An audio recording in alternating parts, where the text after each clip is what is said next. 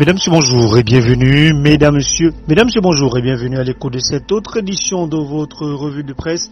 Nous sommes le mercredi 3 mars 2021 au Cameroun. À la une de cette édition, 5 mars 1984, l'œil du Sahel nous livre les confidences d'Ahidjo à Paris.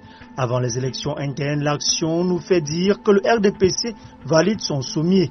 En prélude de renouvellement des bureaux des organes de base, le secrétaire général du comité central, Jean Kuité, a signé un circulaire qui définit le processus d'établissement de la cartographie des organes de base du parti au Cameroun et à l'étranger. Alerte Covid-19 en santé, 10 000 nouveaux cas en 2 mois, l'heure est grave. Cette nouvelle vague de Covid-19 au Cameroun vient de faire 105 morts en 8 semaines. L'épidémie semble revenir avec plus de force. Pour le moment, le gouvernement n'envisage pas le confinement. Respectons les mesures barrières, révèle l'essentiel du Cameroun. Compte tenu de la gravité, Émergence souligne qu'on va vers la restriction des vols commerciaux. Ali Maïdjo, c'est vrai de son budget, nous informe Mutation. Le secrétaire d'État chargé de la lutte contre les épidémies et les pandémies a écrit lundi au ministre de la Santé publique pour lui demander pourquoi il lui a coupé les vivres, 142 millions de francs CFA au total. Transparence, le gouvernement s'apprête à auditer les fonds Covid-19. D'après le quotidien de l'économie, Louis-Paul Moutazié, ministre des Finances, vient de lancer un appel à manifestation d'intérêt en vue de la présélection des cabinets de consultation pour cette mission. Parlant de la décentralisation, les CTD à l'épreuve de l'exécution budgétaire.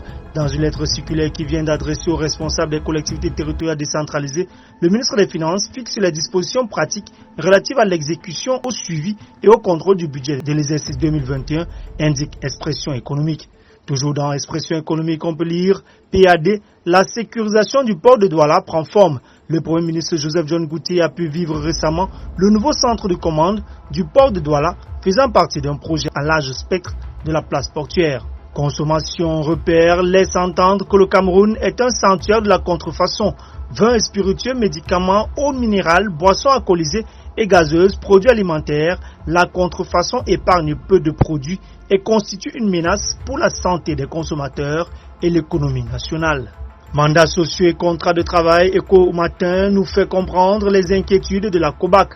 Entre Dominique Mahed et UBA, rien ne va pour le moment. La raison, l'ancien DG de la filiale camerounaise du groupe bancaire nigérian, employeur, a décidé de porter plainte contre son employeur pour licenciement abusif. Installé à la tête de l'établissement bancaire le 1er mars 2018, il avait été remplacé moins de 3 ans après sa nomination par le Nigérian Jude Anele. Selon une source à la COBAC, cette saisie du dirigeant déchu pose un réel problème qui met en difficulté les établissements de crédit en activité dans la CEMAC, celui de la possession par les mandataires sociaux DG-DGA d'un contrat de travail et d'un mandat social du conseil d'administration. Le cas de Dominique Mahen n'est en réalité que l'arbre qui cache la forêt. Et pour sortir de cette revue de presse, rupture abusive de contrat, 1,2 milliard pour dédommager 7 entraîneurs en 10 ans.